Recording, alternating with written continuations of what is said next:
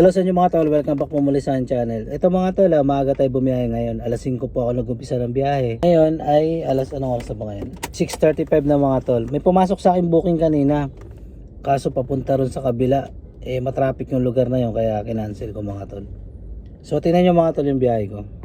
So ito mga tol, kumita na ako ngayon mga tol ng 480. Bali, ang bumiyaya ko mga tol ng dalawang booking pa lang ako tapos may isa akong cancel. Bali 5:05 ako nag-umpisa ng biyahe tapos ngayon 6:35 na lang umaga. So bali nag-aantay ako ng Pakalamba mga tol. Sana pasukan ako ng mga south. Meron akong kapitbahay dito na katabi ko Sa kanya pumasok bago sa akin. Kasi nga mataas kasi yung completion rate niya sa akin kasi mga tol. Ang baba ng completion rate ko 84 lang. Dito kasi kay Grab mga tol, priority dito yung mataas ang completion rate. Kaya ang completion rate ko napakababa, 84 lang Ayun 84 lang yan mga tol. So ayun na nga mga tol, 6:36 na, pagka alas 7 pat walang pumasok na booking, siguro medyo gagapang na ako mga tol dun banda sa bandang Pasig. Ay hindi, gagapang na pala ako. Wait lang, gagapang na ako mga tol. Wala kasing booking dito, ang daming Grab driver dito mga tol na nakatambay. Ang gagawin ko, bababa ako mga tol dun sa dulo. Napakahirap kasi na magbiyahe na tumatabi ka sa mga maraming Grab car na nakatambay din. Kailangan lumayo ka mga tol. Pag nakita mo na tumpok-tumpok yung mga nag-grab na nakatambay, mas maganda lumayo kayo sa kanila, umiwas kayo. So yun po yung pinaka-diskarte ko mga tol para kahit pa paano ay mapasukan tayo ng booking. Ayan na, may pumasok na mga tol. Pakaswerte ko talaga Pakita ko sa inyo mga tol So ito na mga tol ang pumasok ng ating booking, 4-seater lang naman talaga. So 366 mga tol. Ang pick up location niya 2.2 km. Tapos ang babayaran niya lahat ay 461. So papunta po siyang Taguig. So ayan, punta na natin mga tol. Game. Ayun na nga mga tol, pinasukan na tayo ng booking papuntang Taguig. So titingnan natin kung kikita ba kasi lang ako mga 11 to 12 hours lang ako mga tol. Siguro kailangan alas 5 nandun na ako sa bahay. So ito na mga tol, may dumating na po na panibagong booking. Andito na ako sa Lower Bicutan mga tol. Nakikita nyo naman Laguna Lake. So ang akin dyan mga tol, ang malinis na sa akin dyan ay 379. Pero pagkasama na yung mga tol, yung pinaka top up nya ay nasa 477 mga tol ang babayaran nya. So ganun lang mga tol, puntahan na natin to at 2.2 km yung pick up nya at 10 minutes naman ang estimate ng ating Waze. So ganun lang mga tol, puntahan na natin to. So ito na nga mga tol, nakarating na tayo dito sa SM MOA. So bali mga tol ay magkano ba to? 3,252 na tayo mga tol, 15 bookings yan. Nakita nyo naman kanina.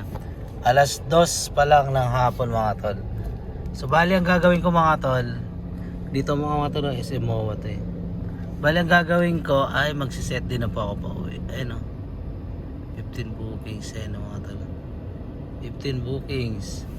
So magsiset din ako pa uwi mga tol kasi may gagawin kasi ako ngayon kaya uwi na ako. So kumbaga kota na rin set din na to. So abang-abang lang mga tol kung papasukan ba tayo pa uwi mula MOA hanggang dun sa amin sa lugar namin mga tol. Ayun lang mga tol, nandito tayo sa SM MOA. Bali naka lang tayo mga tol, naka 3,252 na tayo mula alas 5 ng umaga.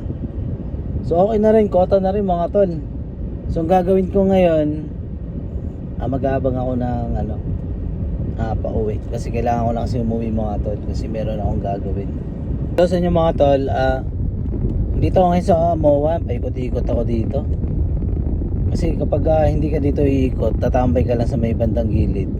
Baka madaanan ka dito ng ng mga gwardiya na naninikit mga tol. Kaya dito sa mga area ng SM, airport, sa mga busy road gaya ng Makati, BGC. Hindi po pwede dyan na tatambay ka lang kung saan saan dyan mga tol. Yun mga tol, may pumasok din mga tol. Ayan. Ayan, papuntang Asiana Hotel, no? Bali 439 sa akin, ang babayaran niya 553. Papunta siya ng ayun, Papasig mga tol. So ayun, punta na natin mga tol. Papasig. Ayun, nakakuha tayo. So ito na nga mga tol, naibaba na natin yung pasahero natin. So i-confirm ko na cash yan, binayaran ako ng cash. So ayan. Bali ang kinita na natin ngayon ay 3,742 mga tol, 16 booking. So ongoing pa rin, pauwi tayo. So meron na lang akong isang set destination magagamitin mga tol. So ayan, lalapit ako ngayon sa SM Mega Mall para pasukan tayo ng booking. Mag-aalas 4 na mga tol. Sabi kanina mga tol, wala kasing pumasok, umikot ako ng MOA. Walang pumapasok na booking. Di ang ginawa ko, tinanggal ko yung yung set destination. Pambira, pinasukan ako ng 63 pesos mga tol. Di siyempre ginawa ko na lang kasi ang baba na ng completion rate ko, kaya kukunin ko na. Yun nga lang mga tol, mali yung pin location ng pasahero. Mali yung pin location niya. Di inantay ko siya, 5 minutes na ako doon. Wala pa rin siya. Kaya ginawa ko mga tol, kinancel ko na lang. Sinabi ko na lang doon na no show. Passenger is no show. Kapag ganoon, 5 minutes na nagantay ka na wala siya doon sa area, pag kinancel mo yun na passenger no show, meron pong 50 pesos na papasok sa wallet yung mga tol. Abonuhan po ni Grab yan. Ayun na nga mga tol, lalapit ako dito sa SM Mega Mall. Marami kasing pasahero dito sa Mega Mall. Hindi kagaya dito banda sa mga condominium, ang mga pasahero dito, mga pa-airport, pa-Manila, pa-BGC at Makati mga tol. Pero sa SM Mega Mall, may mga pauwi na galing Rizal. Ayan. Wala akong ticket. Pinapasok ko, sabi ko, drop off lang. Sige po. Ayan na mga tol. Lapit tayo sa SM Mega Mall. Ganito kasi diskarte ko mga tol hindi ako pagkababa ng pasahero, hindi ako nagme-maintain doon o nag-i-stop ng matagal. Nagro-rolling ako mga tol. Pupunta ako sa mga matao kagaya ng SM, airport, BGC, mga pasyalan, condominium, mga residential. Ganun mga tol. Kasi andun yung pasahero May mga lugar kasi dito mga tol, kagaya sa Quezon City, maraming lugar doon na wala ganong pasahero mga tol. Na wala ganong booking. Dito sa Ortigas at Mandaluyong, napakadaming booking dito pauwi ng Rizal. Kasi halos karamihan po ng trabahador dito o namamasyal, mga galing Rizal po. Yun. Naka 37 na ako, no? Ibig sabihin, wait lang Ibig sabihin, 300 plus na lang, meron akong 4,000 mahigit mga tol. Kalahin mo alas 5. Nag-umpisa ako 5 5, 6, 7, 8, 9, 10, 11, 12. Alaw na alas 2, alas 3. Alas 4. 11 hours na ako nabiyahe mga tol. Sure ball to mga 5 or 6 na ako makakauwi na ito. So mga 13 hours din. Maka 4,000 tayo. At saka yung gas ko nun nasa mga 1,000. Kasi kapag nakaka 5,000 mahigit ako, ang gas ko na sure ball yun nasa 1,500 mga tol. Ay mga tol, habang nag-aantay tayo ng booking, andito muna ako sa Shell. Dito ako tatambay mga tol. Kahit nandito ako sa Shell at Mega Mall yung natin, waiting, papasok pa rin sa atin yan mga tol. Kasi yung sakop kasi ng navigation mga tol, naka 360 2 to 3 kilometer yung mga tol paikot. So papasukan pa rin tayo. Kasi pag doon tayo sa Mega Mall tatambay mismo sa gilid niya, busy road kasi yun doon mga tol. So pwede tayong matikitan doon at pwede din tayong paalisin doon. Pero ang nangyayari kasi diyan mga tol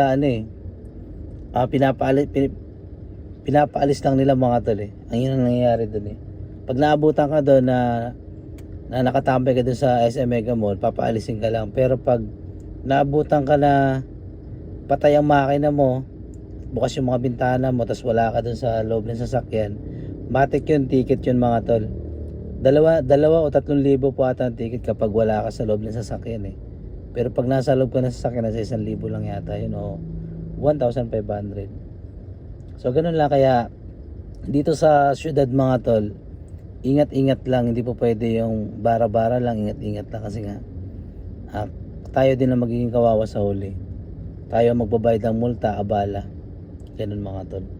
Ito na mga tol, pinasukan na tayo ng booking at nandito pa rin tayo sa Shell na nakatambay. So tingnan natin kung magkano. Okay, may discount. Okay, punta na natin. Yun, 556 mga tol lahat. Grabe, ang laki oh. Papunta siya ng 700 babayaran niya. Papunta ng Antipolo mga tol. Okay na to, malapit na rin to sa amin eh. So 556 sa akin, tapos ang babayaran niya ay 700 mga tol. Tapos naka-promo siya. So yan, punta na natin mga tol. Grabe mga tol oh. 560 meters na lang sa ano, pero na-stuck ako sa traffic mga tol. 4:13 siya pumasok yung booking. Tingnan mo na, 4:32 na oh. Grabe traffic dito mga tol. Dito to sa Meralco Avenue, no? Rush hour na kasi. Mga tol, at tayo'y alisin ko na lang to. So ito mga tol, naibababa na natin yung pasahero natin. Andito na tayo sa Antipolo. So pauwi na ako mga tol.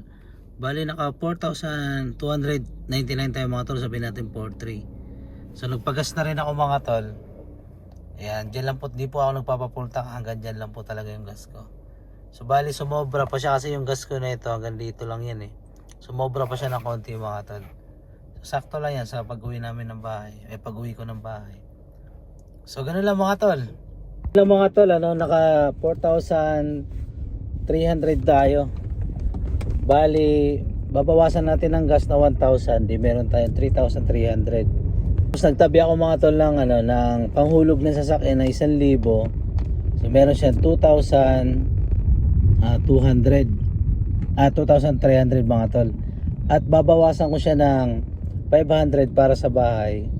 Di meron ako matitirang 1,800.